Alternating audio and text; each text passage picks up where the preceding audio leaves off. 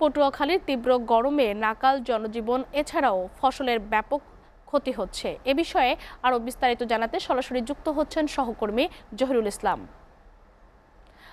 জহিরুল, কবে নাগাদ গরমের তীব্রতা কমে আসবে, কি বলছে আবহাওয়া অফিস?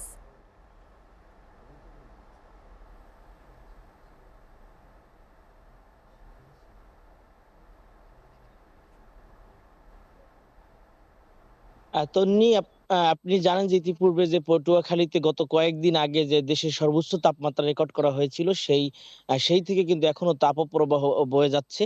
এই তাপপ্রবাহের কারণে মানুষের যে স্বাভাবিক জীবনযাত্রার যে ব্যাহত হচ্ছে এবং পাশাপাশি যারা কৃষি এবং অন্যান্য শ্রমজীবী মানুষ আছে তাদের কষ্ট কিন্তু দুর্ভোগটা একদম অনেকটাই হচ্ছে এবং অনেকে শারীরিক বিভিন্ন রোগেও আক্রান্ত হচ্ছেন।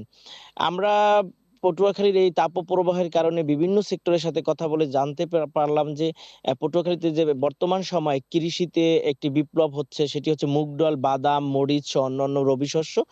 এবার যে তাপপ্রবাহ বয়ে যাচ্ছে সেই তাপপ্রবাহের কারণে পটুয়াখালীর যে মুগ ডালের বিস্তীর্ণ মুগ ডালের যে ক্ষেত সেখানে কিন্তু অনেকটাই ফুল এবং ফল কম আসছে এবং অনেক গাছ মরে যাচ্ছে।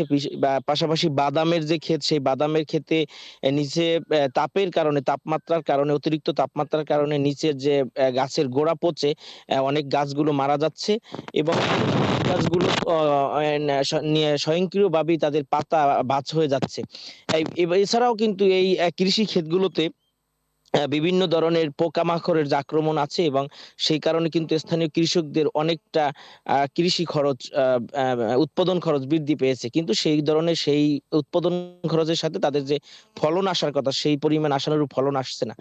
এছাড়াও পটুয়াখালীতে যে তাপমাত্রা বাড়ার কারণে অনেক নদী, নালা, খাল, বিল, পুকুরের পানি শুকিয়ে গেছে। এজন্য দৈনন্দিন যে কাজ সেই কাজে মানুষ কিন্তু নিরাপদ পানির ব্যবহার করতে পারছে না।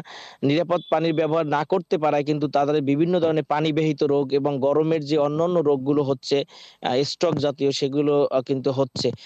পটুয়াখালীর বিভিন্ন হাসপাতালে দেখা যায় যে মাত্রাতিরিক্ত রোগী ভর্তি আছে এবং অনেকেই ডায়রিয়া আক্রান্ত। সেই চিকিৎসকরা অনেকটাই প্রায় হিমশিম খাচ্ছে তাদের বেড দেওয়ার জন্য। কিন্তু অন্যান্য ঔষধপত্রের তেমন একটি সংকট দেখা যায়নি।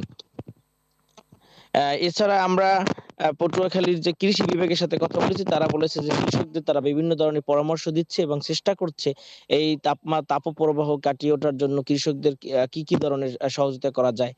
এছাড়াও পটুয়াখালীর যে স্বাভাবিক জীবনযাত্রা কিন্তু অনেকটা প্রভাব পড়েছে। আপনি দেখছেন যে এখন কিন্তু মাঠটা সম্পূর্ণ খালি।